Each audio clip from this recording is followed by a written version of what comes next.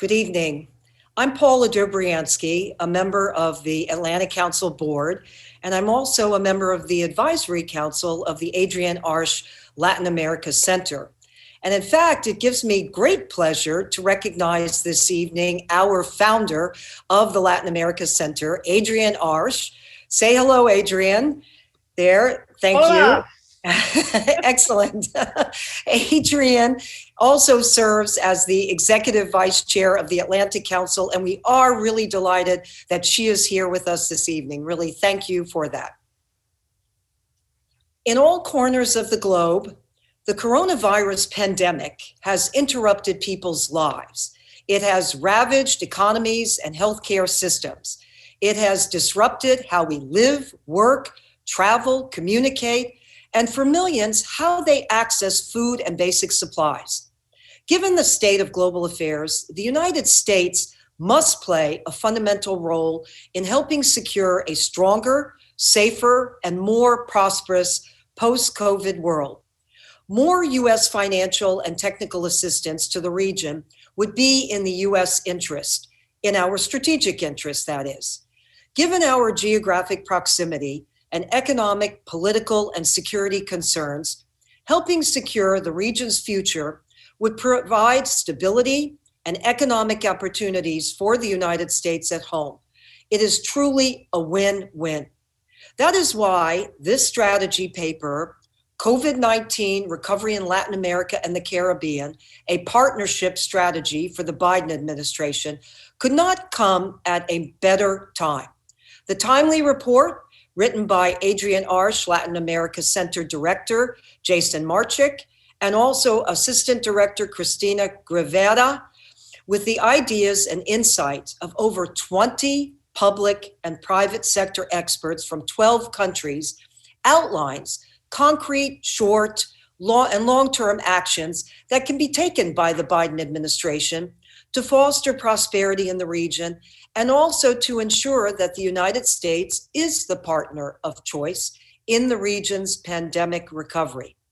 Presently, U.S. foreign policy toward Latin America and the Caribbean has the opportunity to foster mutual respect, strong partnerships, and multilateralism.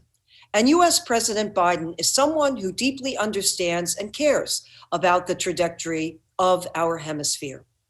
Given how the pandemic has compounded the region's structural vulnerabilities, this administration has prioritized combating corruption and other longstanding impediments to prosperity that are not conducive to regional prosperity or U.S. economic interests.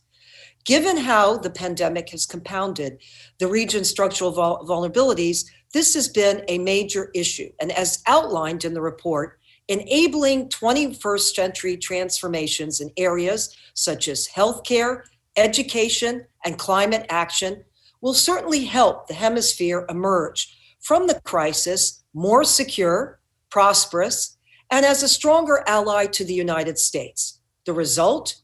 Stronger partnerships with the region will allow the United States to be better positioned to also counter the influence of adversaries. In our own hemisphere, China, Russia, and other countries are seizing the pandemic as an opportunity to lean in on vaccine diplomacy, as it's called, and other types of assistance to the region.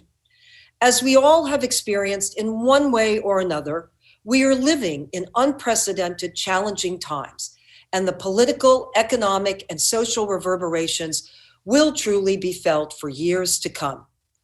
I am honored to be joined this evening by U.S. and regional experts, many of whom have served as advisors to this report.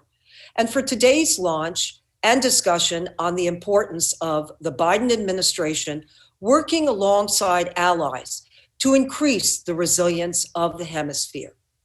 Let me now turn the program over to Jason Marchik, who is director of the Adrian Arsh Latin America Center and also a co-author of this most timely report. Jason, over to you. Great. Well, thank you so much, Paula. It's great to share the launch of this timely report with you. Today, we're less than 2 months into the new Biden administration. We're also at a time where, thankfully, vaccine rollout is progressing in the United States.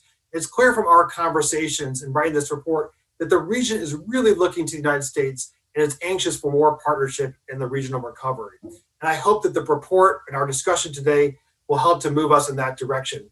I'm delighted that Mac McClarty, the Chairman of McClarty Associates and former White House Chief of Staff, as well as Maria Claudia Lacouture, who's the Executive Director of AmCham Colombia and the former Minister of Commerce of Colombia, will join me in a first conversation on economic recovery and strengthening democracies. And after that, Felipe Jaramillo, the World Bank Vice President for Latin America and the Caribbean, and Ambassador Carmen Aponte, former Acting Assistant Secretary of State for Western Hemisphere Affairs, will join me then in a conversation on health and inequality.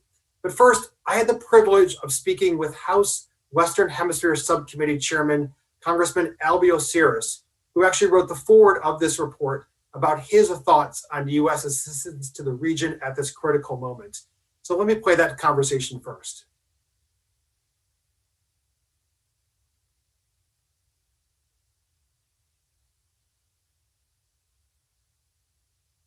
Chairman Cirrus, thanks again for joining us today. This strategy paper makes the argument that working with partners is good for the region's COVID recovery, as well as U.S. strategic interests, and proposes specific ways to do so. I'd like to start off by asking you, why do you see it as strategically important for the U.S. to help Latin America at this moment, especially as the United States steadily gets the virus under control here at home? Well, look, we live in an interconnected world. And we are very connected to our neighbors in the South. They're having their issues in trying to get the vaccines. And for us, it's very important that we assist them in bringing the vaccine to that area of the world. Because obviously we have families that travel back and forth. There's just a lot of connection with just about every country in the continent. And even for safety reasons, it's important for us to help those countries.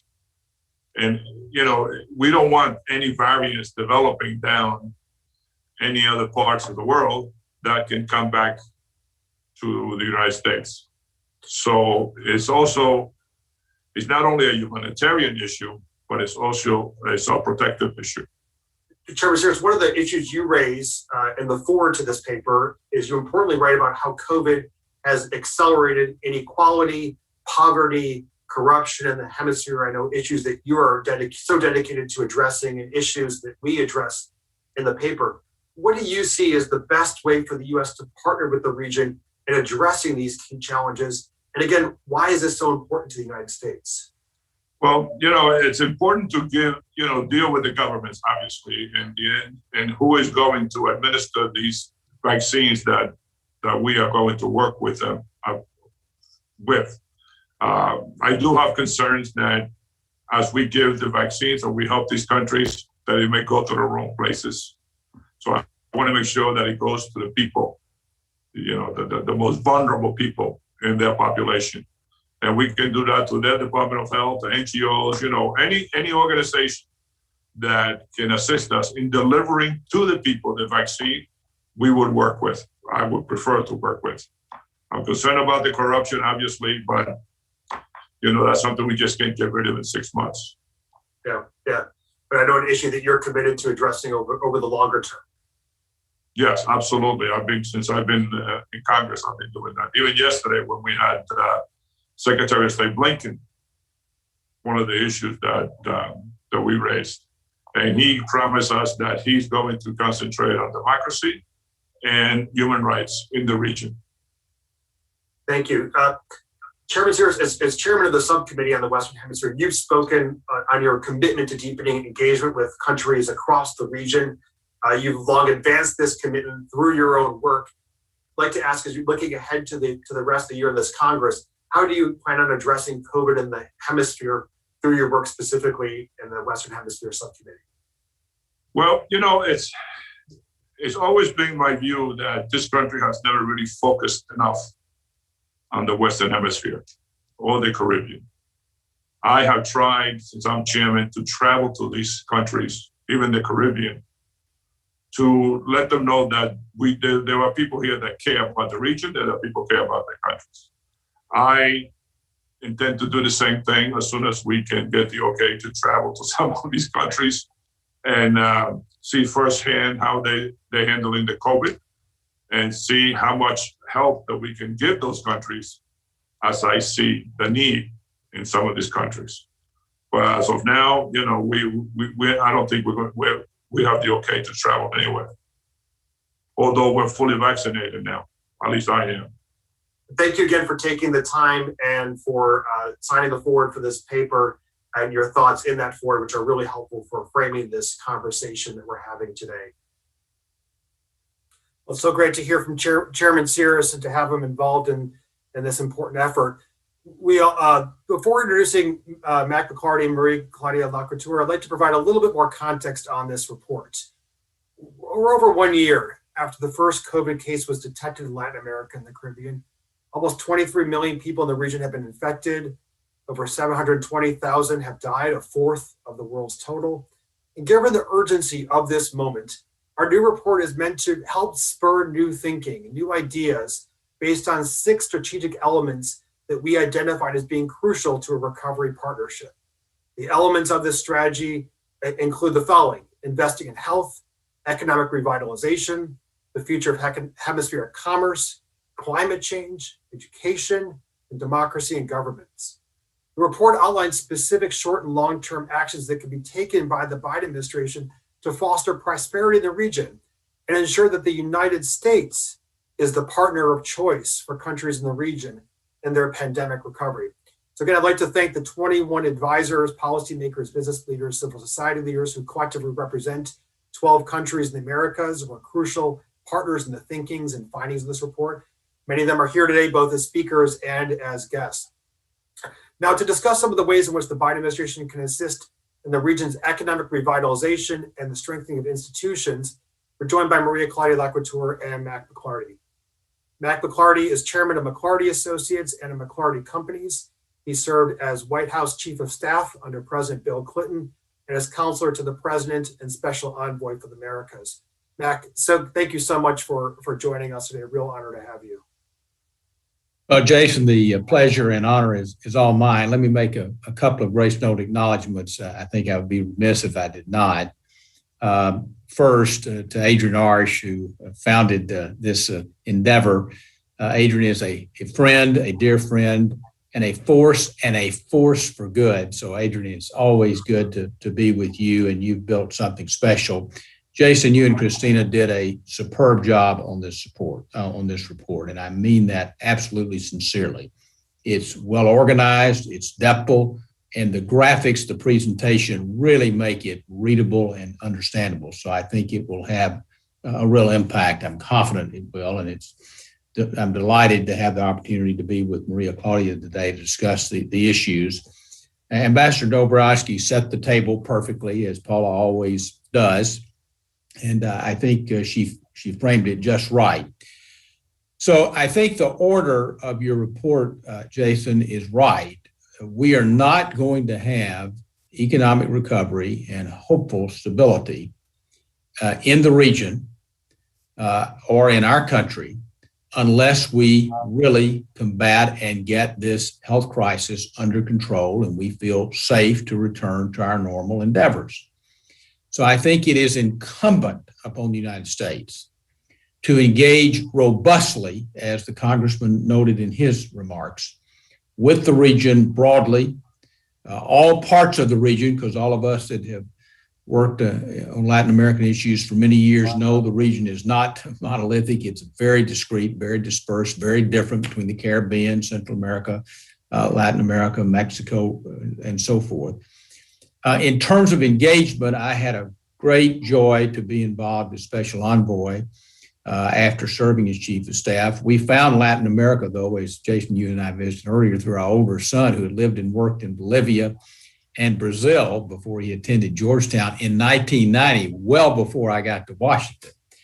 But I've continued to travel the Pan American Highway after 52 trips during my time as special envoy. But I think from an economic standpoint, Jason, there's good and bad. If we can work collaboratively from a health standpoint, vaccine standpoint, medical standpoint, safety standpoint. That's a major step, and I think the region would welcome that. We should do it. Latin America are our friends and neighbors. We have a shared interest, a shared vision, and we certainly have common high stakes before us. I think the commodity market will return, which will be good for the region. Maria Claudia can speak to that. But I think you're also going to have some pressure on interest rates, or at least currencies in the region, that could encourage development in the region and investment. But when we get to the rule of law section, that's going to be crucial to attract FDI, foreign direct investment. So that's kind of how I see it.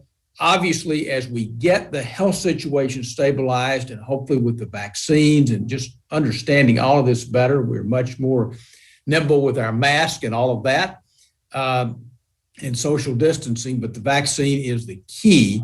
That will also help return tourism and hospitality to the region, which is crucial to almost every country in the region, but particularly to Puerto Rico, to the Caribbean, to Central America, and throughout the region. So I'm hopeful, but we will not make the kind of progress and have the partnership we need to have without focused, purposeful engagement. And I really think this report will help so much the Biden-Harris administration really give them a catalyst and impetus to engage. Thank you very much, Mac. Those are great opening thoughts. Maria Claudia Lacouture, you serve as Executive Director of AmCham Colombia. Prior to that role, you were also the Minister of Commerce, Industry, and Tourism. Also prior to that, President of ProColombia between 2010 and 2016. Maria Claudia, maybe I'd like to actually start with some of your thoughts on Mac's comments that he just made with regard to what's needed to spur economic growth in the region. Well, first, allow me to thank you and Adrian for the invitation. It's always an honor to be here and a pleasure to share this panel with Mac. This is a very important issue that today for many of the countries in Latin America is a must. So one of the things that we have to understand is that many of the aspirations of the United States as a country depends of a prosperous and democratic hemisphere. Likewise, much of Latin America aspiration require a committed and open neighbor to the north, meaning that it's a win-win situation that today is confronting many challenges. We're facing in a scenario of a region that is being hit very hard by the pandemic with high levels of indebtedness, a complex social environment that will generate friction in the political process that are coming, and above all, an uneven and weak economic recovery. Countries will need a strong fiscal adjustment for the economies to generate growth, which can only happen if there is certainty in the control of the pandemic. And I agree with Mac that there is a must, like a number one issue that have to be provide, that is the vaccine, a massive vaccination for everyone in Latin America in order to generate and start the certainty of recovery the economies in Latin America. That is why I believe that the steps to be taken in the relation with the United States should be emphasizing in three main areas. First, raising awareness and insisting that the health of our common neighborhood affects the success of American foreign policy's priority is essential. Second, strong and rapid support achieve massive access to the vaccine. And third, a strong economic support to accelerate the economic recovery that allows to reactivate employment, emphasize on greater equity, transparency, and sustainability. In this last point, we have heard that there is an investment being announced by the Biden administration, $4 billion in Central America, and 35% of the U.S. International Development Finance Corporation budget to Latin America and the Caribbean, which it will be very important in order to start promoting and helping in the development of the economy of each of these countries. However, it is important that the actions begin to show that the Biden administration commitment to the hemisphere is more than rhetorical, especially if there is an interest in solving the root causes, as is being called, of illegal immigration, such as poverty and insecurity. So making it how it goes in order to provide the aid and helping in the recovery of this economy, the first thing that have to be emphasized is one, the political will of Latin America and Central America and Caribbean governments to take action. It's very important that there is a willingness and see the results of those action by the government of the United States. It's a win-win situation for Latin America, Central America, and the Caribbean, as well as the United States to have those action in place. Accelerate the program of economic support to the region in a strategic sector for economic development, stressing in the diversification of its dependency of primary products. As you know, we as Latin American countries, and Colombia is one of those, we have a very dependency of primary products, and we need to move and diversify our economy. And that's something that the US could help through those investments that can be done, not only by the government, but also by the private sector. As Mac mentioned, there is an important responsibility, or we can say a good way to promote that help in the economies is through the foreign direct investment, and should work hand in hand to achieve complementary in the intermediate products value chain, which can be achieved if there is an encouragement by the US government for companies in this country to invest in Latin America in areas that they can transfer knowledge, technology, and competitivity. Obviously, these have to be hand in hand as well with the clear rules from our countries, and also clear rules for companies regarding US policy to seek international supply in the region that generate confidence to make long-term investment. Thank you, Maria Claudia. I think excellent points. The importance of a two-way street, the importance of clear rules of the road going forward. Mac, one of the points that Maria Claudia mentioned as well was she mentioned the Development Finance Corporation. We spent a lot of time in our deliberations on this paper looking at how to make the DFC more effective in its ability to finance projects at this critical moment. I want to ask you, Mac, then Maria Claudia, I'm going to turn back to you on stimulating inclusive growth, but Mac, how do you see the US helping to stimulate regional economic recovery through actions that can be both a win for regional economies and for the United States at the same time?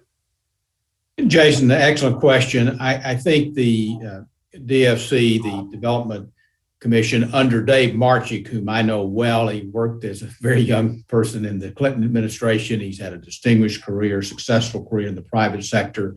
He will be a strong leader for that important organization. In my view, you've got to have a very coordinated, strong private sector initiative supported by not only the United States government and their agencies, but also this is a perfect time, I think, to really work hand in glove with the multinational organizations, the Development Bank, Inter-American Development Bank, the World Bank, the IFC. All of that needs to be brought to bear. And Paula brought up, of course, an excellent point about China. We know about China's engagement in the region, but on the multinationals, there may actually be, we'll see how Secretary Blinken's meeting goes with Councilor Yan Jichur in Anchorage this week, but there may be some natural ways for us to work with China, with the multinational or lateral agencies. But it's got to be a strong effort from the private sector. And I think that's certainly not only in our interest, but I think there's some robust opportunities, Jason. Well, thank you, Mac.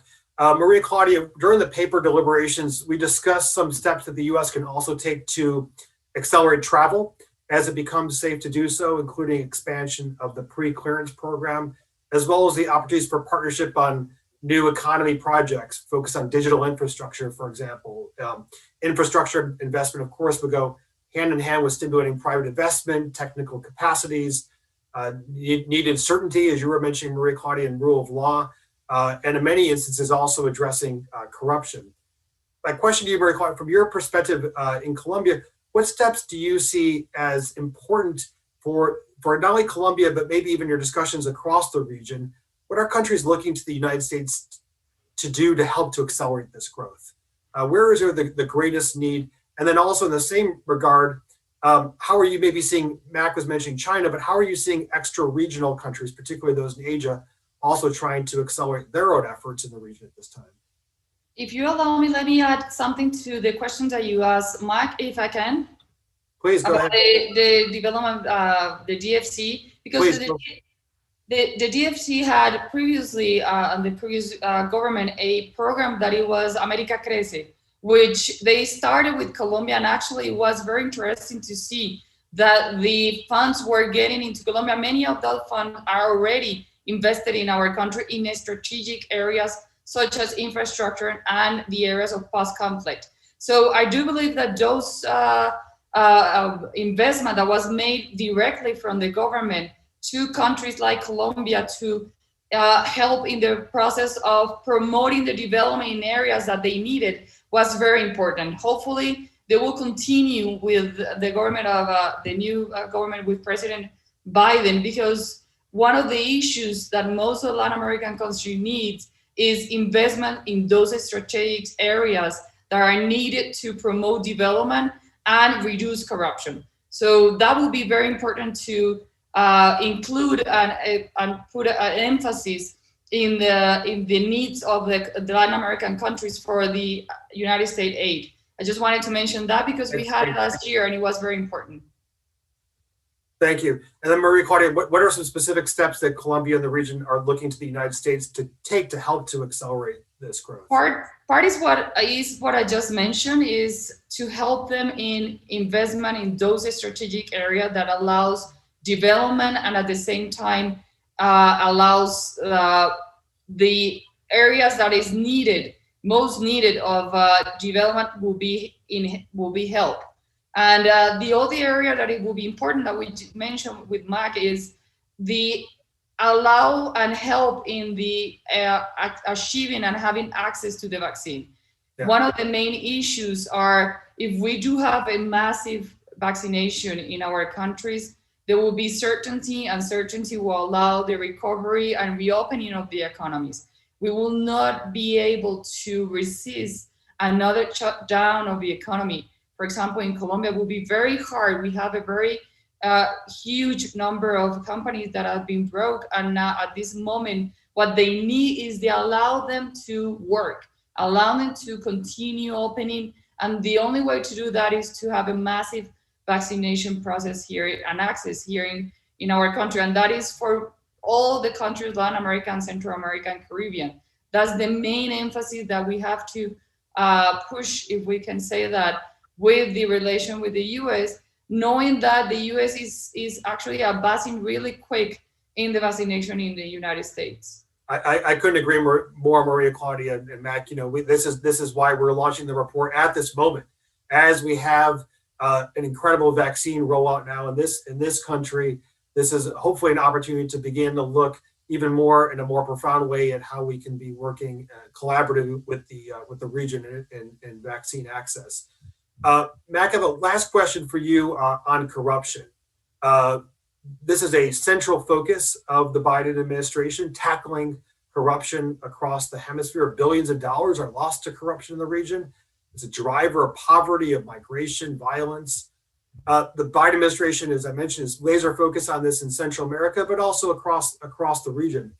From your perspective, what does a partnership model look like to help to address corruption? And why is this so important for strengthening hemispheric democracies as we're looking at the recovery from COVID?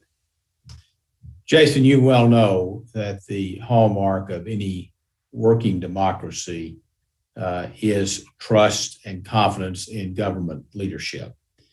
And you simply cannot achieve that without the rule of law and without a feeling that the government, the courts, and so forth are going to be fair and not unduly influenced in a corrupt manner.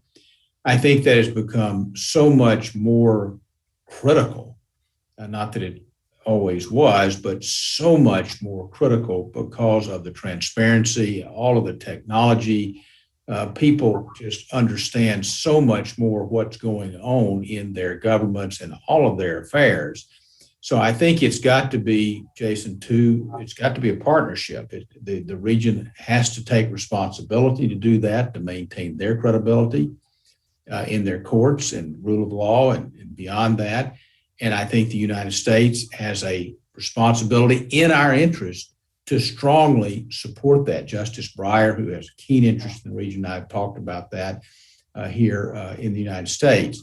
But you're not going to be able to achieve investment needed to stabilize countries, strengthen countries, lift lives, have careers directly related to immigration without a rule of law and really rooting out corruption in a serious manner. The people deserve that, they expect it, and they will demand it.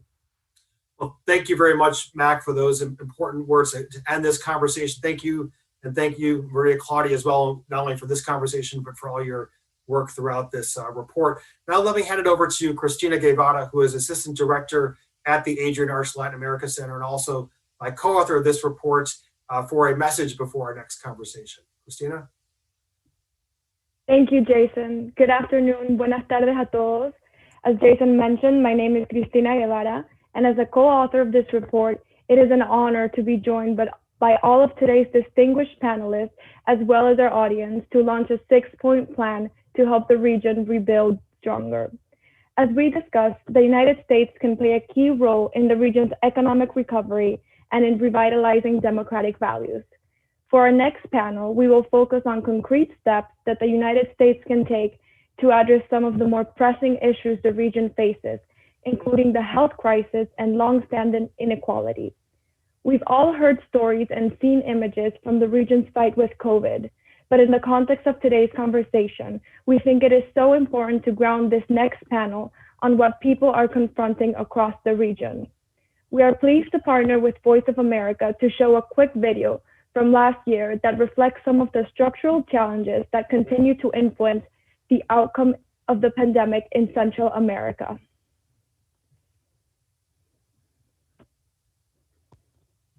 Transparentar la cantidad del personal de salud que durante la pandemia ha sido contagiado o ha muerto por el coronavirus es una de las principales exigencias del gremio médico en Centroamérica. La falta de pruebas de detección y su aplicación de forma oportuna es el principal motivo que dificulta llevar un conteo oficial. Uno de los países que ha dado a conocer estos datos es Honduras, donde, de acuerdo a la Secretaría de Salud, el personal de primera línea superó los 2.600 contagios, más de 300 se han recuperado y más de una decena ha fallecido. Como también el equipamiento, se han hecho contrataciones para sustituir a aquel personal que en su momento se ha tenido que retirar por estar enfermo de la COVID-19. A nivel del Triángulo Norte Centroamericano, Guatemala reporta 32 médicos que han perdido la vida y 118 contagiados por el COVID-19, de acuerdo al Colegio Médico. Mientras que en El Salvador, la situación es muy distinta. A más de 4 meses de la emergencia sanitaria, el Ministerio de Salud no ha revelado datos oficiales, algo que, a criterio del presidente de la Gremial de Médicos Salvadoreños, denota la falta de transparencia en la gestión por parte del Ejecutivo. El interés de no dar las cifras de una forma transparente nos va a llevar a que se tomen decisiones que probablemente no sean las más adecuadas. Según datos del Colegio Médico Salvadoreño, más de 80 trabajadores de la salud han fallecido durante la pandemia, cifra que no es confirmada por el gobierno. Las autoridades indican que buscan guardar la privacidad del personal contagiado y evitar que los datos se utilicen contra las medidas implementadas. Hay otros sectores bastante interesados en manipular esa información y de alguna manera generar un contexto de terror y miedo que pone en más estrés al personal de salud. Enrique López, Voz de América, San Salvador. Well, thank you, Christina. Very important video. There's so many more like that of the travesty and the issues that are being dealt with in hospitals all around this hemisphere. As we shift to our second conversation focused on health and inequality, I'm delighted to also announce today that we are launching our center's new COVID-19 vaccine tracker for Latin America and the Caribbean. There are interactive maps that track the percentage of the population of each country covered by current vaccine agreements, the total number of doses secured by each country with a breakdown by supplier and vaccine, as well as where each vaccine is being used. And fourth, how many vaccines flow from each major producing country to regional destinations. A link to the tracker can be found for those watching via the Zoom platform. The link to the tracker can be found right now in the chat, where you can sort based on producer, country of origin, and other issues. We're now joined by Ambassador Marie Carmen Aponte and Felipe Jaramillo to discuss opportunities for U.S. partnership in health and addressing inequality. Ambassador Aponte was named Acting Assistant Secretary of State for Western Hemisphere Affairs in 2016. And prior to that, she served as U.S. Ambassador to El Salvador from 2010 to 2011, as well as then again from 2012 to 2015. Great to have you with us today, Ambassador Aponte. As well, joining us today is Felipe Jaramillo, the World Bank Vice President for the Latin America and Caribbean region. Felipe has had previous positions at the World Bank, including the Senior Director of the World Bank's Group's Macroeconomics, Trade, and Investment Global Practice, Country Director in the Latin American Caribbean region. And also before joining the bank, he was a public servant in the government of Colombia. So Marie Carmen, Felipe, thank you both so much for joining us today. Marie Carmen, I want to start with you. I talked with you a little bit about vaccine inequality in the region. Amid the pandemic, the resulting economic and social disruption and inequality in the world's most unequal region is already on the rise yet again. Millions falling into poverty. We talked in the last conversation about corruption, but also disinformation that's massively being circulated. The UN has also called for vaccine multilateralism to ensure fair and equitable vaccine distribution. But as things stand, vaccine access and distribution across Latin America, that there remains at a great scale insofar as the need for massive vaccine access across the region. I'd like to start by asking, from your perspective, what steps do you think the United States can take to help the region secure and equitably distribute a vaccine? And also, why is this so important? Well, Jason, thank you so much for the opportunity to join you today. I'm thrilled to be here, and thank you very much to Adrian, who is a good friend and somebody who loves Latin America, and I love you for that, Adrian. I am also very pleased that you are tackling and taking on this report, Jason. It's a great report, and it should give a lot of insight to a lot of people who are very concerned about precisely what is going to happen with the vaccination in the different countries in Latin America. As you correctly point out, the region faces monumental access and distribution obstacles, making swift progress difficult. And in some cases, in some countries, it's really an almost aspirational goal to get everybody vaccinated. There are different levels of progress in readying vaccine distribution throughout the region. Some governments already have functioning networks, such as texting best practices and encouraging social distancing and mask wearing. Others have signed supply agreements with US pharmaceuticals, thus guaranteeing millions of doses to their countries. Still others, like Mexico, Brazil, and Argentina, have announced plans to produce a vaccine. Others have agreements with COVAX, but then there are others who are now or still working on their national distribution plans. Those are the ones that we really need to reach out. In the report, you very pointedly and very smartly and strategically point out the help that an agency such as CDC can provide in Latin America. I think that this is a short-term solution, and I think it's going to be welcome and will help. However, I don't think it's enough. I think almost especially in Central America and the Caribbean, US aid is going to be needed to design and work with the governments and civil society on a plan for vaccinating the countries. And when you involve the civil society as well as the government, I think that this is going to be helpful for two reasons. One, it will support transparency objectives that everybody wants, including the people in the countries. And two, they will help expedite and strengthen in-country vaccine logistics and distribution. I think that short term, these are things that can be done immediately.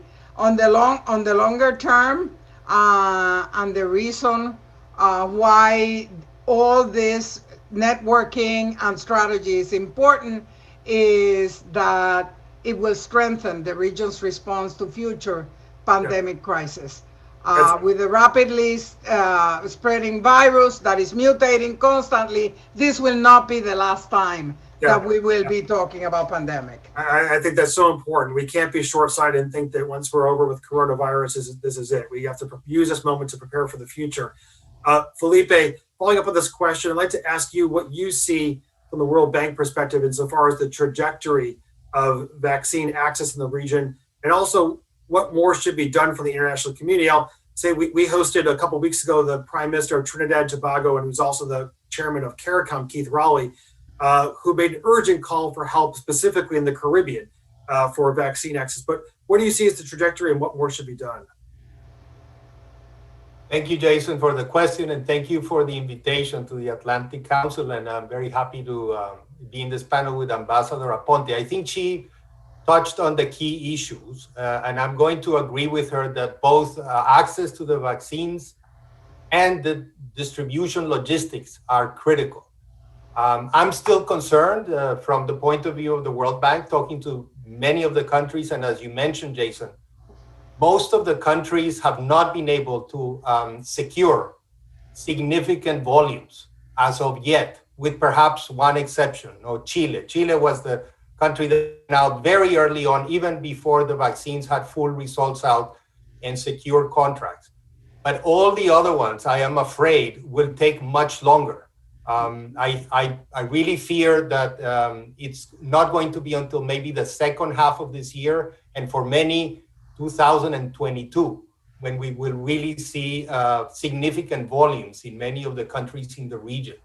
So I'm afraid also that we all know that the few vaccines that have been approved have all been secured by the wealthier countries. And I think it might be because we had never thought of a situation like this. The world was not prepared for this. And I think we need to think of better mechanisms to ensure that vaccines go where they're most needed.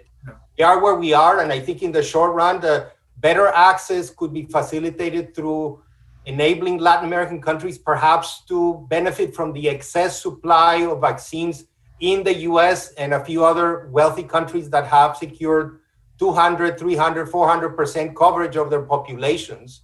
We are proactively engaging with some of the pharmaceutical and partners to do that. And I think something else that is key is what Ambassador Aponte just mentioned, and that is ramping up production through licensing agreements within Latin America. There are top-notch labs in Argentina, Brazil, Mexico that can produce these vaccines, and they could ramp that up quickly. And finally, another point of agreement, something else that would help a lot is more transparency in the contracts, in the prices, in the delivery dates by the countries and by the suppliers. I congratulate you on your idea of the Atlantic Council having a vaccine tracker. I think that might be a big contribution in this context.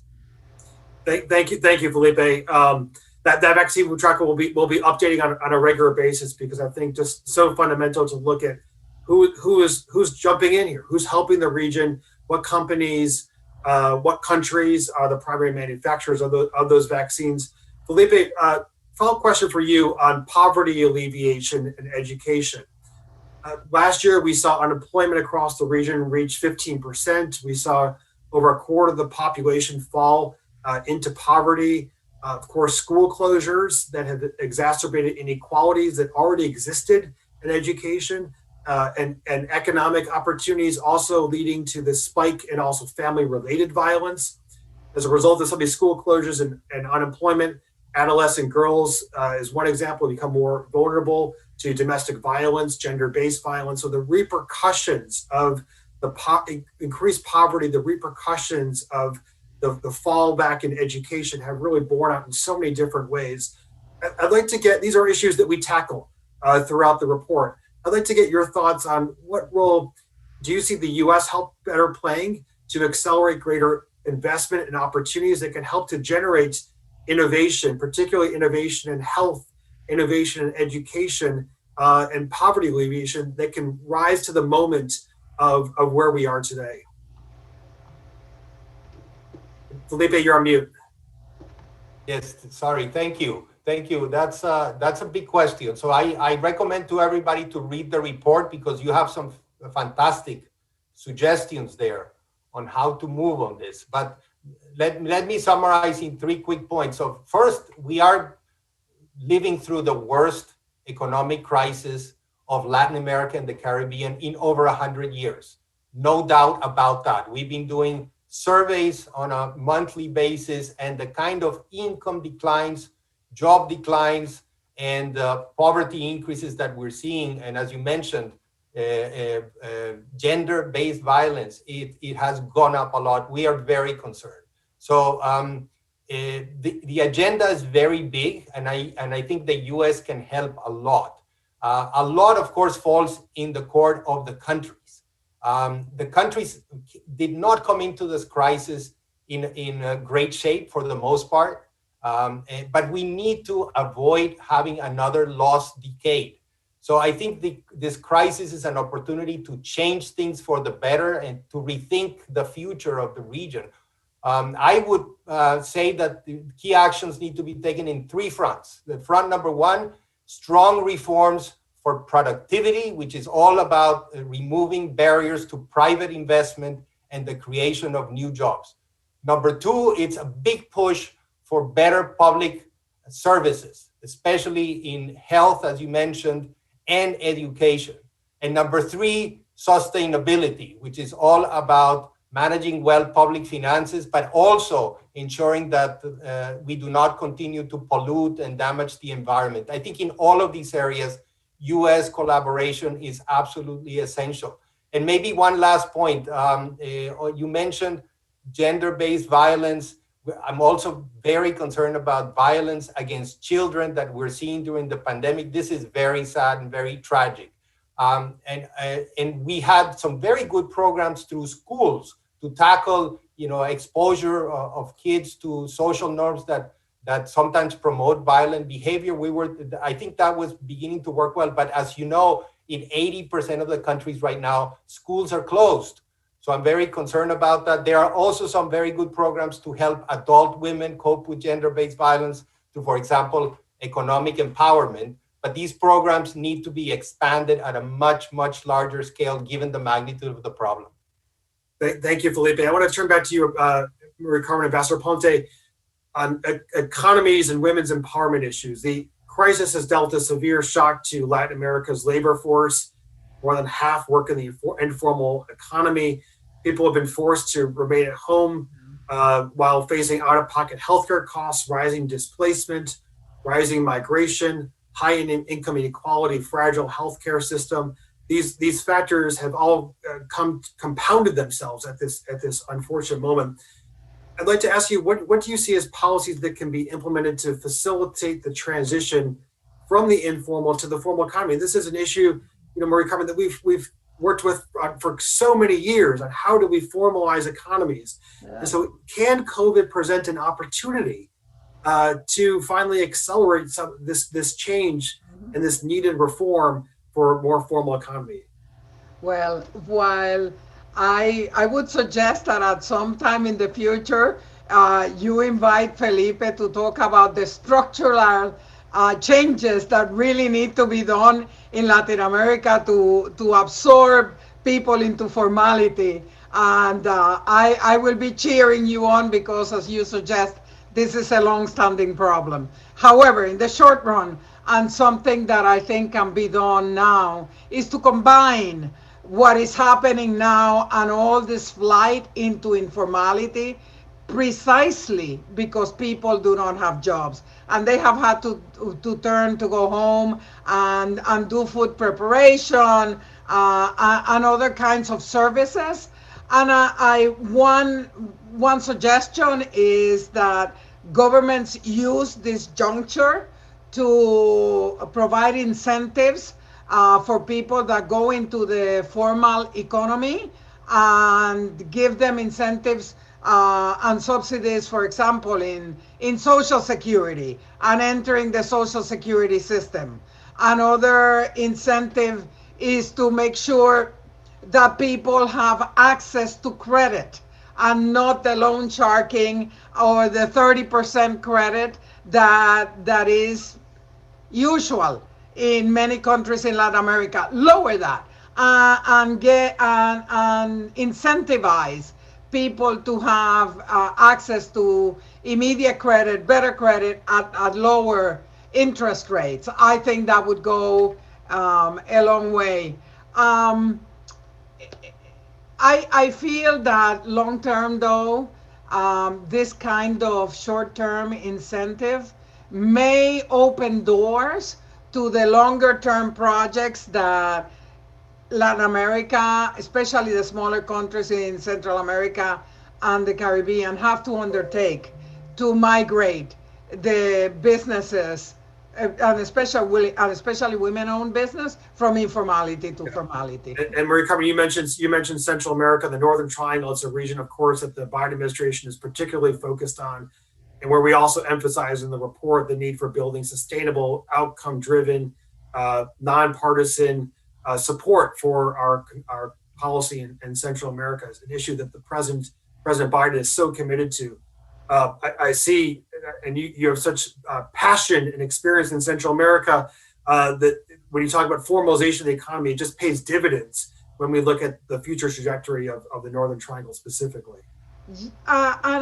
Jason, I feel very strongly that both in the legislative branch and in the executive branch, there have been very strong, powerful statements about anti-corruption, rule of law, democracy. But now we need to go to the next step. Now we need to start building the coalitions between the administrative and the legislative to make sure that incentives and laws and projects are done that will indeed foster the democracy and the rule of law that we have been talking about. I think it's possible. I think the Biden administration has done an outstanding job at communicating its intolerance, its total intolerance for corruption. It will go a long way. Yeah. Now, Felipe, let me turn back to you. Thank you, Maria Carmen. I saw you nodding your head in agreement as Maria Carmen was speaking about incentives for formalization. So I'll love to have you comment on that further before I turn to you on a final question I have for you about technology in the health crisis. But please, I'd love to hear your thoughts on formalization from the World Bank's perspective. Yes, no, look, formalization is a big agenda. It's not a switch that you turn on and off. It's a big process. But a big part of it that I would like to emphasize is that government services, especially to help SMEs, small and medium companies, so that they formalize, in that they actually see a carrot there, that if they formalize, they were going to have access to credit, as Ambassador Aponte mentioned.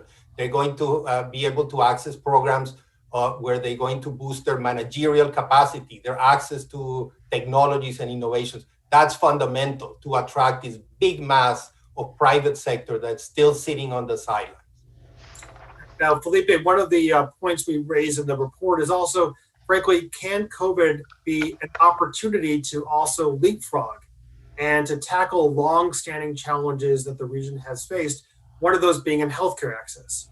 Pre-pandemic, the Pan American Health Organization warned that 30% of the population of the region did not have access to free healthcare. Growth in telemedicine has been identified as a huge opportunity for the region, also to address domestically the rural-urban healthcare divide that we've seen play out dramatically during COVID.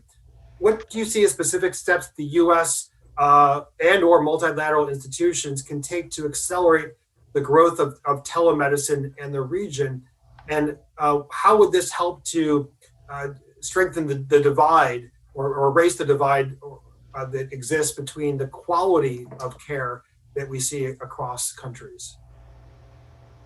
Excellent. No, we couldn't agree more, Jason. One of the silver linings of this pandemic is that it has made everybody experiment and accelerate changes that technology can help leapfrog. And telemedicine is perhaps one of the most exciting ones. We're taking giant steps. I was looking at the numbers from Colombia recently. They went from less than 20,000 telemedicine calls per month to over 1.5 million. And it's just because they've been forced to. And so there is a big positive of trying this. As you said, this really helps deliver especially preventative healthcare in outlying areas, people that really have a lot of difficulties, making their way to a health facility. So this is big. I think the very big obstacle I will mention, Jason, is the digital divide. We know that only about half of the people in Latin America have good access to broadband. And that means that we need to provide this access to all ASAP, because the ones who are falling out, they do not have access to telemedicine or home-based work or education by online means, are the poorest and the most vulnerable ones. And this is only deepening inequality. So this would be fantastic if we could, with US help some of the key countries extend broadband access everywhere, so that absolutely everybody with connectivity can benefit from these benefits. Thank you. Thanks, Felipe. I want to, the link for the report is in the chats. I have here a paper copy. I'll show you the cover for everybody who's watching. But there are 6 different elements that we put out there in this report as being critical to collectively tackling to help to address the COVID challenges, but also, as discussing with Felipe and Ambassador Aponte just now, seeing where COVID can also help to provide opportunities for the region to overcome long-standing structural barriers. Many of these barriers have long existed before COVID, but they've been highlighted, they've been accelerated during this pandemic. And so this is a real moment to not only build back for the pandemic, but also look at how are we using this moment for the region's broader future moving forward. So I want to also thank Ambassador Aponte, is one of the advisors for this paper, for her insight throughout this discussion, and as well thank you, Felipe, for all of your thoughts and guidance always, as well as Mac McClarty and Maria Claudia Lacouture, Ambassador Paula Dobriansky, and my co-author Christina Guevara in today's report discussion. So please, the link to the report is in the chat, as well as that to the vaccine tracker from the Adrian Latin America Center. I hope that both of these will be important tools and will be conversation starters to spark a new moment, a new era of greater U.S. cooperation and collaboration with the region and its COVID recovery. With that, thank you all very much and have a great rest of the evening.